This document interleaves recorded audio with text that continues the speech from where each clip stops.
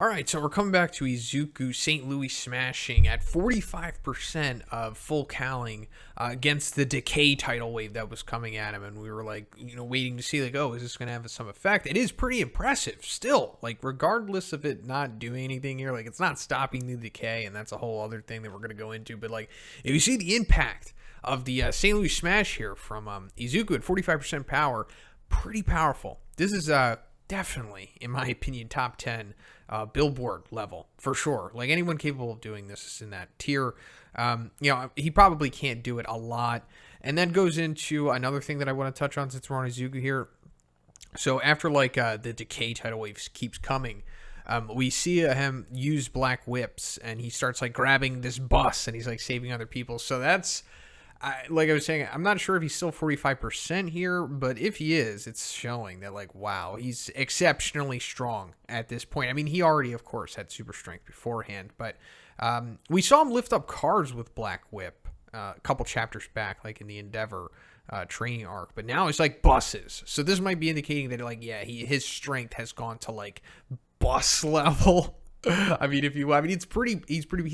like All Might Light right now, because I was saying, go back to him kicking the St. Louis Smash at the beginning of this chapter, at the end of the previous one. It's really powerful. I don't know. It's like, compare the two. Like, he's getting there at 45%, no less. Also in the sequence, Izuku's like recounting his encounter with Shigaraki, pretty much like the last one that he had, I suppose, at the end of season 2, when he's like when they're in the mall, and they specifically say, like, the dialogue about how it'll turn him to dust in under a minute. So it's showing Izuku, like, okay, Shigaraki, this is clearly his quirk, but it's like on steroids at this point, and it's really showing us, the viewers, that yeah, it's come such a long way since we, that threat that he had against Izuku, because we also saw him using it against Aizawa. It's like, remember when he was like grabbing his elbow and it was like slowly decaying away? Like, that was already pretty powerful at that point in the series, but like, imagine if he used decay on Aizawa now. He'd pretty much vaporize him, I guess, or something, right? Whatever happened to Xless. And I also like that they just throw the little panel in there of Todoroki, like, trying to stop it with his ice. Just answering that question for us, just in case, anyone was curious. Like, can Todoroki's ice stop it? No, it can't. It's just going to eat through it, okay? So, anyway, on to Shigaraki now. We're coming back to him, and we're seeing that he's, like, on this little pedestal that he created. Looking like the latter parts of Akira, in my opinion.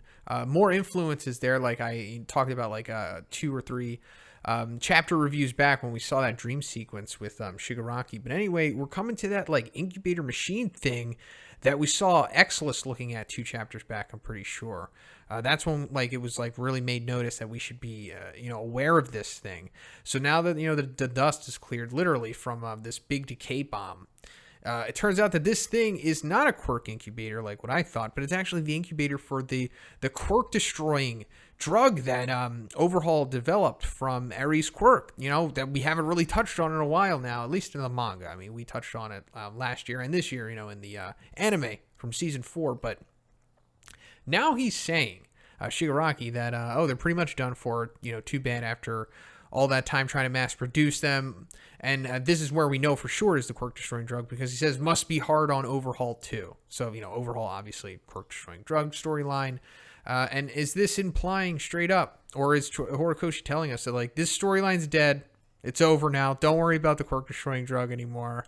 I've just decided to axe it. Like, is that what's going on here? Like, because it was built up, at the beginning of My Villain Academia, like, around like chapter 221, 222, around there, when they gave Yujiko the quirk destroying drug, like, wallet case thing that they got from Overhaul when, they broke him out of the escort to prison.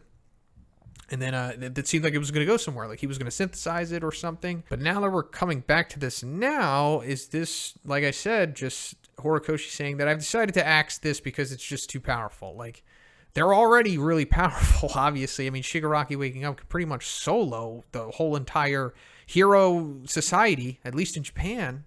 I mean, it kind of looks like he can at this point. So the fact that he's going to have like quirk destroying drug bullets or whatever they decided to make out of these and giving it to the other lieutenants of the Paranormal Liberation Front, like that's pretty much overpowered, because like we saw what happened to Mirio. So if you just keep Mirioing everybody, then, you know, it's insult to injury at that point. So maybe Horikoshi acknowledged that, and he was like, I'm just going to decide to remove this. Maybe he had an initial storyline going on with it, but he decided to change it here. Okay, now, or red herring. Of course, there's got to be another side to this coin here. Red herring, he wants us to think that the quirk-destroying drug, the synthesized version of the replicas or whatever is gone, but then it comes back that it's not, and that either he had a secret stash or something, or, I don't know, somehow Yujiko was able to develop it into a quirk or something and then worked it into Shigaraki's inherent all-for-one. Like, maybe Shigaraki has just the quirk-destroying quirk now. Like, he can just like look at you like Aizawa, but instead of just turning off your quirk temporarily, he just turns it off forever. Like, he destroys your quirk factor by looking at you. It could be something like that, or maybe he somehow reverse engineered Eri's quirk, and now Shigaraki has Eri's quirk, possibly. Man, a lot of possibilities here. If he has Eri's quirk, that surely makes things a lot more interesting. Like, we actually see his fingers here on his left hand, how he's missing like his index and his middle finger and his thumb, or maybe he still has his thumb. I can't really see, but regardless, like, the Eri quirk can obviously rewind his hand back. But like, speaking of that panel, when we see his left hand, it's like, do it. It's like a voice is speaking to him. Obviously, this is probably All For One from prison talking to him now that, you know, he's aware that his original All For One is online.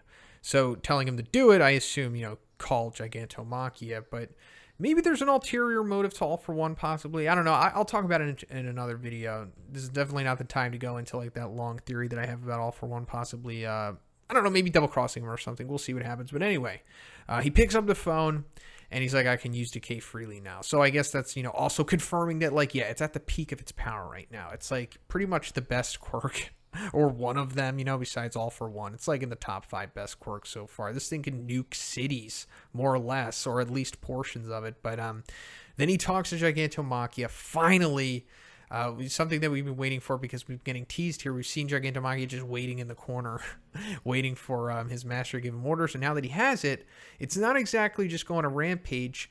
It's better than that. He's like, hey, bring everyone here, and then because I'm going to destroy everything. So this is a nice little device here. Like, I was wondering at the beginning of this arc, it's like, okay, when's the point when everybody's going to come together? And I thought it was probably going to be Shigaraki using the warp quirk that we saw for one use in Kamino. You know, when he grabbed everyone from the bar and brought them to where he was. But no, it's just they're going to have a Gigantomachia evac unit, and then we see, you know, how big Gigantomachia can become. At the end of this chapter, like when he comes through the floor, and his hand is like the size of his normal body. So that also, you know, is reminding us that Gigantomachia definitely has some kind of quirk that has size manipulation to it. So then also during this sequence, we see what's going on during the mansion stuff. Getten, you know, doing very well. I mean, we already knew Getten was one of the strongest villains, but this is, I think, further proving that, yeah, more or less. But then we see that Toga used her quirk to become that dude that Twice killed a couple chapters back. The hero that looks like a villain.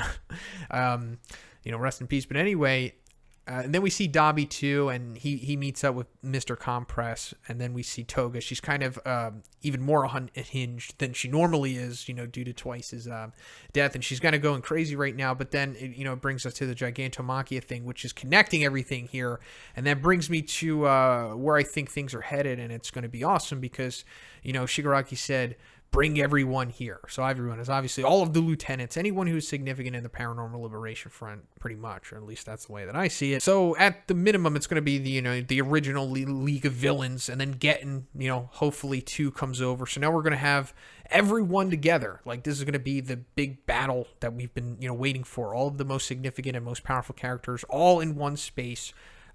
duking it out. But also, this means, of course, that Dabi and Endeavor are probably going to meet here, because that's bringing us to the end of this chapter where Endeavor is coming down on Shigaraki, and I'm sure a lot of you were reminded by the encounter between All Might and All for One. Very similar here, the way that like All for One was like standing in Kamino, and then All Might was coming down on him. Pretty much the same thing here. Nice little contrast from Horikoshi. So also going back to what I said about Dabi meeting Endeavor here, so I think Endeavor's going to survive this sequence at least, because he needs to wait around for Dabi to show up, and then this just means that we're closer to the Dabi Endeavor Toya reveal.